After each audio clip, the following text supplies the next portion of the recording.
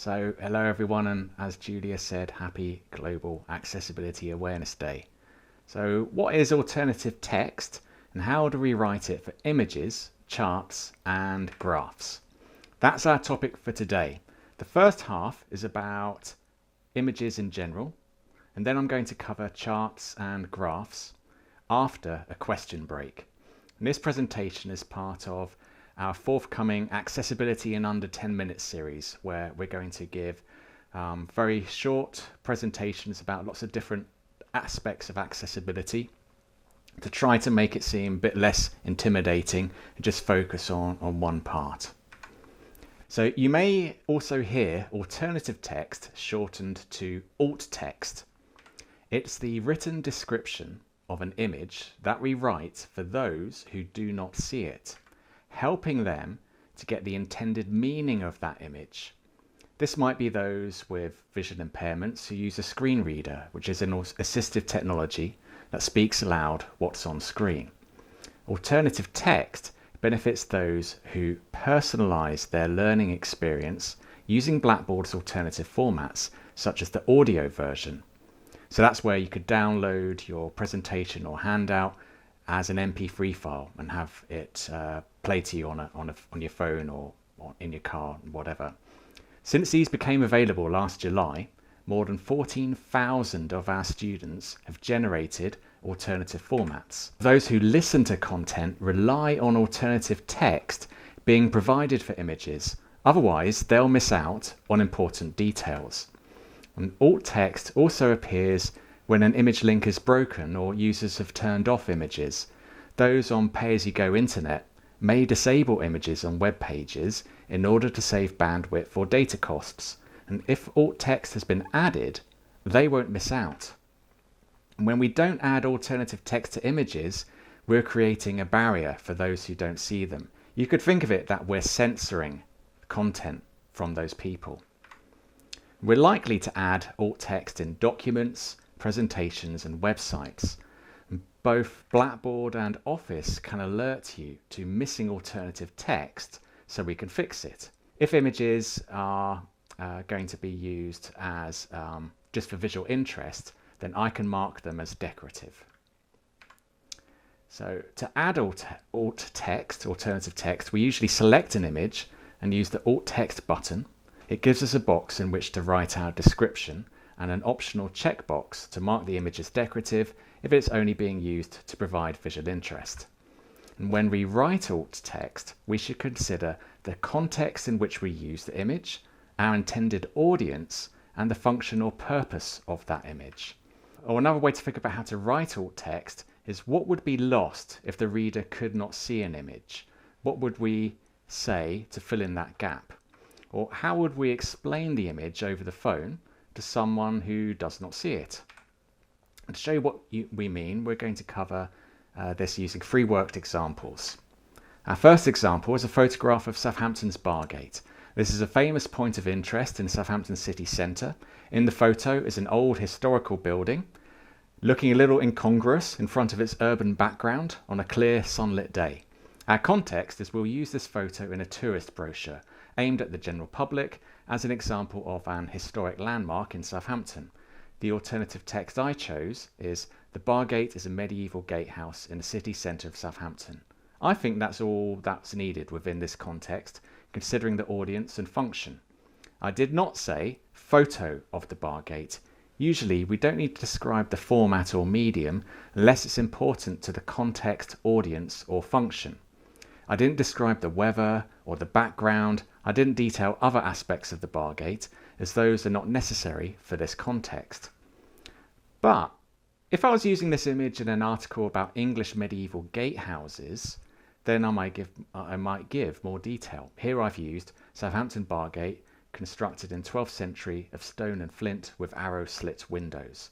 Now, I'm not a historian myself, so this description is just my idea of a more detailed alternative text, which I imagine may give historians a bit more appropriate information within this imaginary context. What would they immediately see when they look at this picture, which someone who could not see it might miss out? Alternative text should be written by subject matter experts This is especially so where the context or audience will also be subject matter experts or those studying in that area. Our next example is a stock photo of two white people shaking hands. While we only see their hands and forearms, they appear to be men wearing business attire over 40 years of age. The context is an article about negotiation skills aimed at staff. Now, this image provides no value other than visual interest. It's just showing people making an agreement that we infer from that image, but it's not giving us any detailed information. So I would mark it as decorative. This means it will be ignored by screen readers and the audio alternative format in Blackboard. Alternatively, if I were writing an article about the lack of diversity in stock photo services and using this example or using this image as an example, then I might add alt text describing the ethnicity, gender and attire that we infer from this image. Our third example is a simple diagram of the process of photosynthesis aimed at school children. With diagram descriptions, we start with the title, then consider the basic structure of the image and what's important. In this case, the colours are not really important, nor the clouds or the texture of the earth or how many roots are shown. We don't need to describe the arrows themselves as being like black arrows. So the alternative text I've chosen is process of photosynthesis. So there I've started with the title. And then I consider the content and the structure. A plant growing out from the earth at the centre. The sun is in the sky and is labelled light energy. The plant takes in water through its roots, carbon dioxide and sunlight through its leaves. The leaves release oxygen into the air and generate sugars as part of the process. Now, this alternative text is quite long. If the original article already described this process, I would mark the image as decorative and use the caption to describe the essential content, which might only be the title of the image. What's the difference between captions and alternative text? Captions give a general idea of what the image is about, but they do not describe it in detail. They might include an image attribution or title. Alternative text, as we have demonstrated, describes exactly what can be seen in an image based on its context, audience, and function. This image and caption is taken from a university article, Beating Blindness. The image shows a man in medical attire using some kind of apparatus to examine the eyes of a woman whose back is turned to us. The caption, taken from the actual news article, is having an impact on patients' lives in the clinic. Unfortunately, the alternative text was the same as the caption. I reached out to Professor Andrew Lottery, who was featured in the original article, to help write alternative text for this image, which is: a doctor examines a patient's eyes using a slit lamp ophthalmoscope. Again, this shows that it takes subject matter expertise to write accurate alternative text. So keep in mind that writing alternative text is a form of creative writing.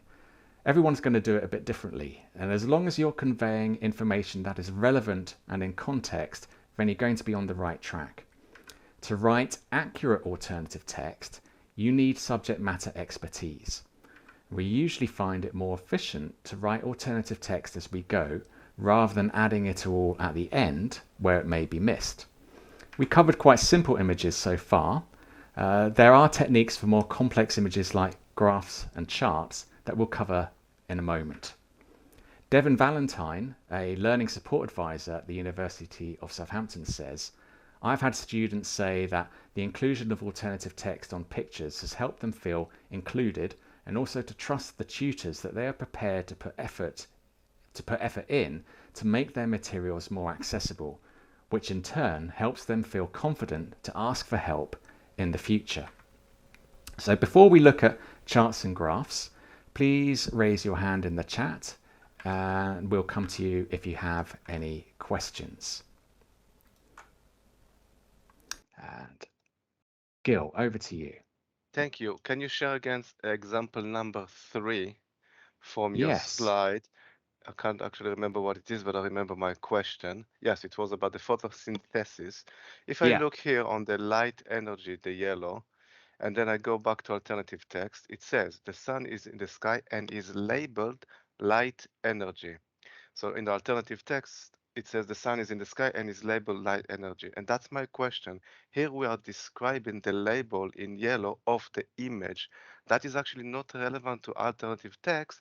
And I wonder if it actually confuses the user because it adds information which they don't need. They don't need to know that it is labeled light energy in the image. Am I correct? Yeah, I suppose you could say, you could change it to the sun is sending light energy, or Yeah. the plant is receiving light energy from the sun. Uh-huh. Uh-huh. Okay. So Yes. again, because what I'm finding is because you've got because it's, like I said, it's a process of kind of creative writing, is that everyone's going to have a slightly different approach, and I quite like your idea there of I should be focusing on the plant. It's receiving light energy, but when I wrote it, I was kind of thinking that there's the plant, and the other important object is the sun, which is labeled as light energy. But I think you've illustrated nicely the some of the subtleties with Yeah. writing alt text. I don't think you can ever say this is the perfect example, No. but I think you've helped me to make it better. So I might go back and think about that and see if I can improve it in the future. But does that help? Yes. Thank you. That's great. Thank All you. right, cool. Did someone else have a question? Just have a quick look in the chat. So how do we actually add this alt text to the images? So as an example, if I go and if I create a new PowerPoint file, and let's say I go to a new slide, this might not be appropriate image, but here's an image of a cat. In PowerPoint, I can select this image, and you see you have the picture format tab along the top. I can select alt text, and then I could write some alternative text. Now, I don't know what the context, audience, and so on would be. If this article was about like lazing around at home, it's probably not about cats lazing around at home, so I would probably mark this as decorative. If it's about like the comforts of home, something like that. But if it was actually about how cats like to take the best seat in the house and make it their own, then and take up as much space as they want to on it, then I might write that a cat is sitting in what looks like an armchair and is stretched out, filling up as much space as it can, looking quite content. So I might use that as my alternative text. Now, I'll be showing this link later, but you can set up that in Office. This is quite small, but at the bottom here it says Accessibility Investigate. And here it's already telling me that I'm missing some alternative text, and it's giving me the option to add a description or mark it as decorative. So hopefully, Wendy, that helps your question. Over to you, Alice, and then I'll continue looking at anything in the chat. Oh, hi. Yeah, mine was a lot of my screenshots are of something that's reinforcing something that I've already described in text. And I try to make it so that the image isn't explaining anything new. So from what you've said, that because I have kind of wondered how much alt text is needed for something that's not adding anything to the text, if that makes sense. And I think from what you've said, maybe I don't need to put a huge amount of alt text because that image isn't adding anything particularly in addition to what's already written down.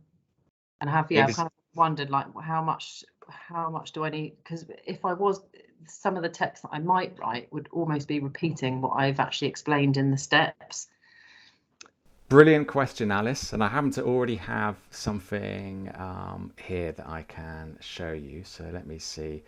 And I'll put in, there's a great page from, I think this is from Penn State University. I'll put this in the chat here. So here I've got a screenshot that says tick the boxes as shown here. And I've got some generic alternative text. That isn't appropriate because I can't, no one's going to know if they can't see the image what those steps are. So here I think In fact, here I might even change this now to decorative. I would say tick the following options, and then I would set out what those options were, and then I may or may not add in do not tick the other options. If I've said tick these, I might say tick these options only to do this process. Then as long as what I have in the text describes everything that's necessary, then the image is just there as additional content, and it's not if the image were not shown, I could still follow those steps. So in my opinion, we should be writing the text as much as possible that we don't need the images, but we can add the images as that visual interest or to help make it easier for those who can see the images. But for those who can't, they're not going to be missing out on that content. And I think John might have put up something. I'm not sure if he had something to say relevant to that particular point. That was a different point. So does that answer your question for now, Alice? Yeah, I think so. So just put decorative then in those cases. That's right. As long as you've got the steps explained in the text as clearly as possible, then the image is just for addition and you can mark it as decorative. I do like having those images, of course, so it's not a reason not to include them, but you can mark them as decorative as long as the text is clear. And thanks to John for pointing out that if you have an older version of Office, you might need to right-click the image and select Edit Alt Text, and that's just to show that there's, as in always with Office products, there's always more than one way to do it. So here I've right-clicked on the image and I've gone to Edit Alt Text.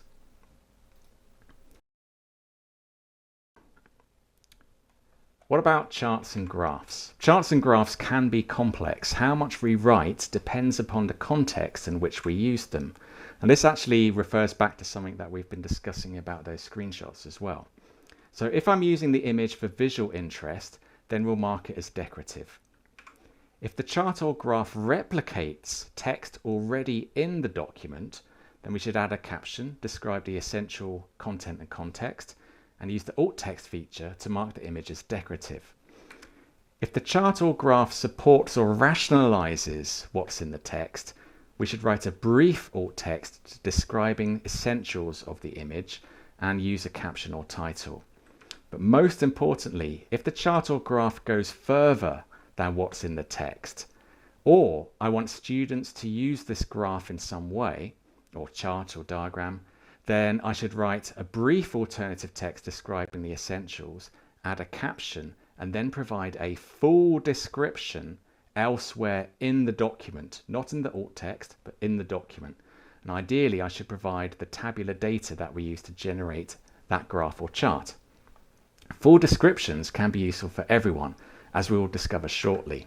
So again, we're going to use free worked examples. There's many other types of chart and graph, so if you'd like us to cover other types in a future session, please let me know and we'll see what we can do. And for each, we're going to look at the full description, a short alternative text, and a caption in order to give you the full range of techniques regardless of the context and the usage that we described earlier. So our first example is a line graph plotted against the standard red, green, blue spectrum, sRGB. It shows how the cones in our eyes detect different levels or different shades of colour, and is from an article about colour blindness. When we write full descriptions of graphs, we start with the title, then describe how the graph is constructed, and then give a summary or overview of what it shows us and provide the data in tabular form. Remember, the full description is not the alt text. The full description goes somewhere else in your document. So here's my example full description. The title is straightforward. We should always say what type of graph it is. So we have line graph representing normalized response spectra of human cones to monochromatic spectral stimuli, with wavelength given in nanometers, using Stockman and Sharp 2000 2-degree cone fundamental plotted against sRGB spectrum. The construction of the image is what many miss out. Here we explain the three lines, the labels of the vertical and horizontal axes, and how colour is used in the background, mapping where colours start and end to the nanometers marked on the horizontal axis. So in this case there are 3 lines on this graph, one for each of long L, middle M, and short wavelength S cone signals. The vertical axis is labelled normalized cone response linear energy, and the horizontal axis is labelled wavelength nanometers. The area of the graph is filled with the standard red, green, blue colour spectrum from left to right, starting at black, changing to blue around 450 nanometers, to green at 525 nanometers, and red at 625 nanometers, ending in black at 680 nanometers. For the overview, I describe each line on the graph, where it starts, the maximum point, and where it ends, referencing points on both axes, and I describe the shape of the distribution and what shades of colour are filled within the shape. For example, for the S line, I have the short wavelength S cone starts at 390 nanometers at 0 energy, reaches maximum energy at 440 nanometers, and approaches 0 energy at about 530 nanometers. Its distribution shape is slightly skewed positive and predominantly covers the blue spectrum light. At the very end, I've added description ends so that anyone who's listening to that description will be aware.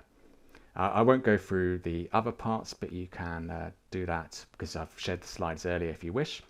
But you might already realise that this type of description is likely to benefit more people than just those unable to see the graph. It may suit those with neurodiverse attributes or who prefer different learning preferences. And it also helps people like me who struggle sometimes with complex graphs, which gives you an idea of the amount of effort it was for me to write this. Providing the data in a table is always useful. We'll cover accessibility tips for data tables in a future session. This data is vital if we would be asking students to answer questions about the graph. For the caption, I've written the title of the graph, Normalized Response Spectra of Human Cones to Monochromatic Spectral Stimuli with Wavelength given in nanometers using Stockman and Sharp 2000 2-degree cone fundamental plotted against sRGB spectrum. If I decided only a short alternative text was necessary, because this supports information already provided in the text, I would describe that it's a line graph, what the 3 lines are, and what colours they map to, since in my opinion this is the most important information shared by this graph.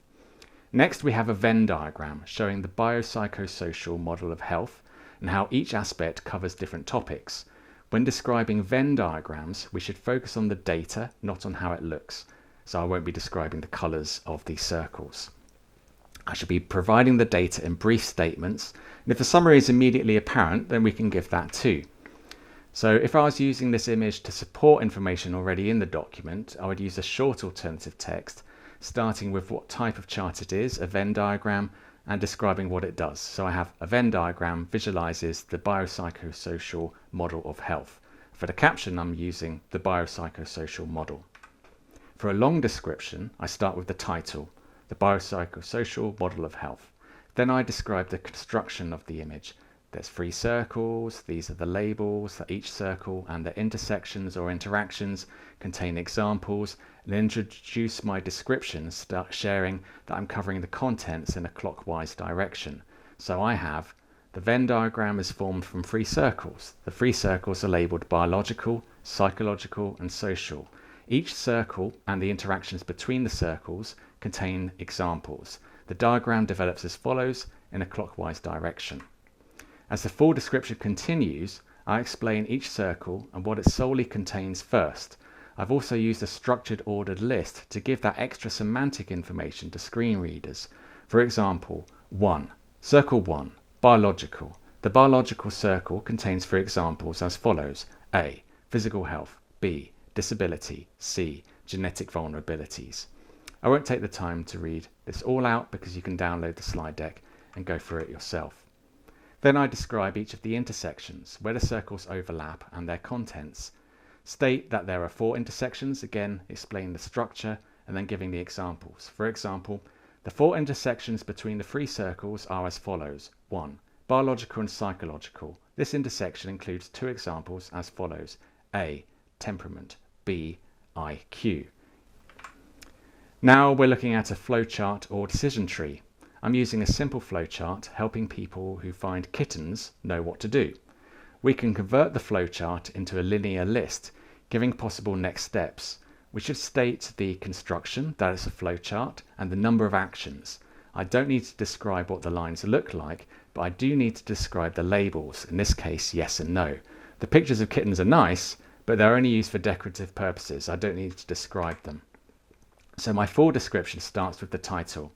I then cover the construction of the image, that the decision tree features 7 main boxes and 3 decision points. Then I cover the steps. If it has a decision point, then I use if yes, go to box X, and if no, go to box Y. For example, 1. Box 1. Do you see a mother cat in the area? If yes, go to box 2. If no, go to box 3. And so on. My caption would be, what to do if you find kittens.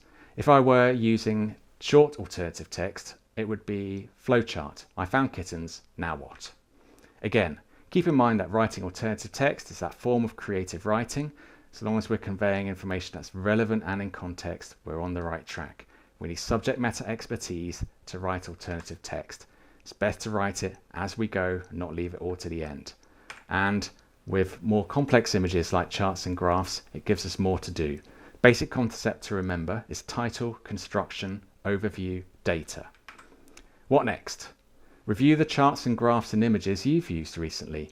If you have added alternative text, would you change it following this session? You're welcome to raise examples from your work when we get to the questions and answers. If you haven't already, follow our guide for turning on the accessibility checker in Office so that you are alerted to accessibility issues whilst creating a resource. And for more tips on alternative text and exercises and how to write it, check out the online Poet tool, and I'll be pasting links to these at the end of the session.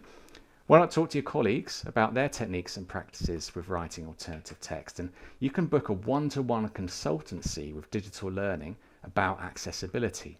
And we'll be doing future sessions with more accessibility info and tips. I couldn't have done this presentation without the help of Diagram Center, who created the Poet tool, and used numerous other resources on alternative text. We had a lot of help from Hugh Alexander, from the Textbox group, who are alt text specialists, and Professor Andrew Lottery gave us help with writing the alt text for the image I used earlier, and the presentation was produced by the Digital Learning team. So I'm going to stop sharing, and you can raise your hands or type questions in the chat, and I'm about to paste those links for you as well. Thanks for listening.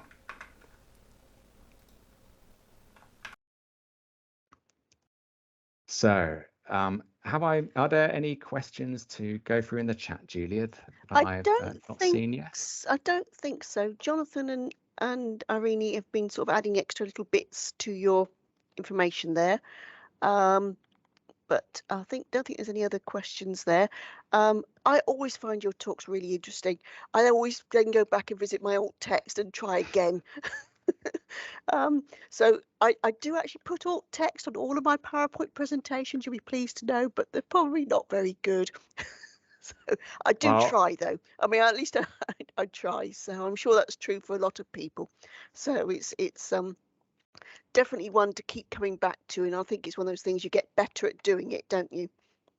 That's right, and I've learned a lot just putting this presentation together, and an awful lot more. And we did a really big presentation a year ago about alternative text, and I've learned so much more particularly about describing complex images here. And I really like the idea of using those full descriptions, because I know I find a lot of those complex graphs difficult myself, and to have that written full description can really help me to understand what's actually happening in a graph. I think it's also a good learning exercise for students to write descriptions of these graphs so that they can express them really well, because of course communication is a really important part of sharing research and other information, and so you need to build that confidence that you can share that information as well.